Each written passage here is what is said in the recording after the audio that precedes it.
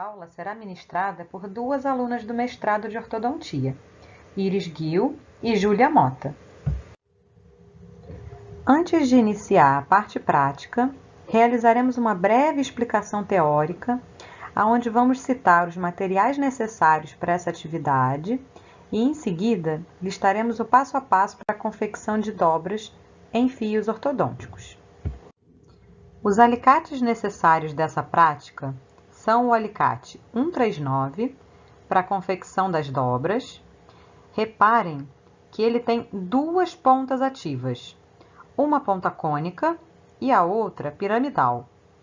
E é importante que essas pontas estejam se tocando corretamente e não sejam rombas, grossas, para não realizar dobras grosseiras.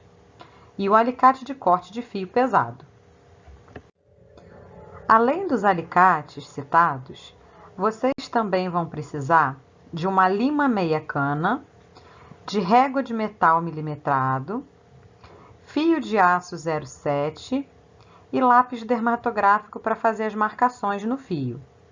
Também seria interessante vocês terem uma placa de vidro, para que vocês possam ir verificando ao longo das dobras se todas elas estão no mesmo plano. Depois de reunidos todos os materiais necessários para essa atividade prática, nós vamos selecionar o tamanho do fio que vamos utilizar. Para isso, vamos medir com a régua milimetrada o tamanho do fio e marcar com o lápis dermatográfico aonde iremos realizar o corte. Como nós vamos trabalhar com fio 0,7, o corte do fio deve ser feito com alicate de corte de fio pesado. E é importante que as duas extremidades do fio estejam apreendidas pelo operador, como mostrado na figura, para que no momento do corte o fio não se desloque e possa causar algum acidente inesperado. Após o corte, vem a etapa de limagem do fio.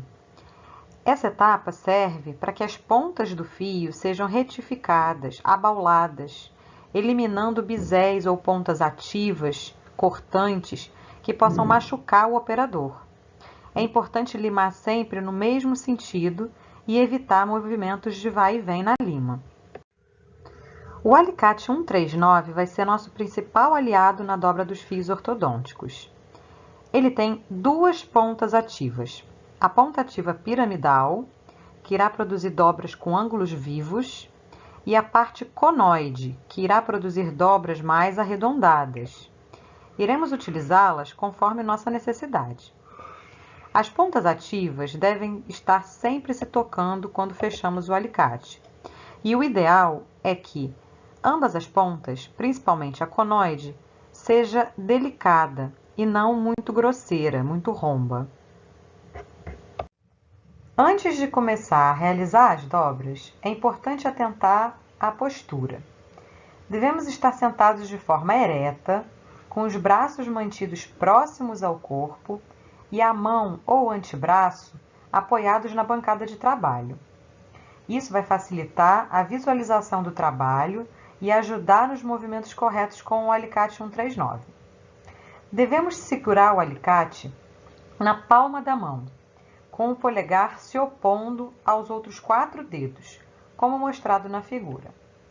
O alicate ele vai funcionar como um torno, e girando contra o apoio dos dedos indicador e polegar. Atenção! Não devemos colocar nenhum dedo entre as hastes verticais do alicate.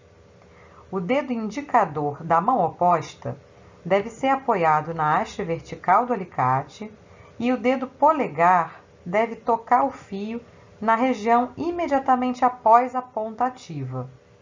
A mão de apoio é girada e a dobradura é realizada com controle visual. Durante o movimento de abertura e fechamento do alicate, mais uma vez atenção, não devemos manusear o alicate com os dedos entre as hastes, e sim usar o polegar para realizar os movimentos. Iris, Júlia, tá complicado, não estou conseguindo visualizar. Calma, que a gente tem um vídeo mostrando o passo a passo disso tudo que a gente está falando e vai ficar bem simples de vocês entenderem. Uma dica valiosa e importante para o sucesso de uma dobra precisa e bem feita é a visualização. A todo momento, você precisa visualizar o que está sendo feito. Então, o conjunto alicate mais fio devem ser posicionados de forma ortogonal pelo operador para que haja visão direta de todo o processo de dobradura. O passo final da fase pré-dobradura é a retificação, que tem por objetivo tornar o fio ortodôntico linear para a realização de qualquer dobra futura.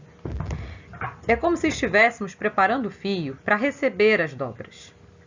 Os fios disponíveis comercialmente, eles são apresentados em forma de rolo, no formato curvo. Isso se deve ao processo de armazenagem.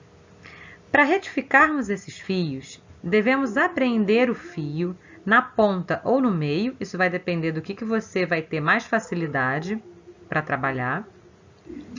E aí nós vamos pressioná-lo com os dedos em forma de pinça, o polegar e o indicador. Eles não vão estar coincidindo, né? A pinça, ela não é uma pinça coincidente. O indicador vai estar um pouco à frente ou atrás e o polegar ou à frente ou atrás. O importante é que eles não estarão coincidindo. E dessa maneira, o fio deve deslizar pela ponta desses dois dedos, os quais vão exercer pressões opostas durante o deslize. Então, se a curvatura do fio estiver para cima, a pressão que você vai exercer com seu polegar e indicador de pinça é uma pressão contrária a esse fio que está para cima, é uma pressão para baixo. E o fio só será considerado retificado quando, sob todos os ângulos, ele tocar igualmente a superfície. E aí a gente pode lançar a mão da placa de vidro para fazer essa conferência. A dobra realizada com apoio na ponta piramidal, ela vai originar ângulos vivos, enquanto que o apoio contra a superfície cônica vai resultar em dobraduras mais arredondadas. Também é importante a gente levar em consideração a espessura do fio, porque se nós marcarmos com lápis dermatográfico um local onde deve ser iniciada a dobra, e nós posicionarmos nosso alicate em cima dessa marcação e não um pouquinho antes dela, né, se nós desconsiderarmos a espessura do fio, quando a gente confeccionar essa dobra ela não vai estar em cima dessa marcação, e sim um pouco depois. Então, sempre quando for iniciar uma dobra, a gente tem que levar em consideração a espessura do fio e começar a dobrar um pouquinho antes dela. Então, se o lápis for marcado num ponto, você marca uma espessura do fio um pouco antes desse ponto. Isso também vai ser mostrado para vocês na demonstração da prática de dobras. Então, agora que vocês já sabem os materiais necessários e os procedimentos para confeccionar as dobras, vamos ver na prática como funciona. Como diria Richard Branson, a melhor maneira de aprender, seja o que for, é fazendo. Então, bora lá!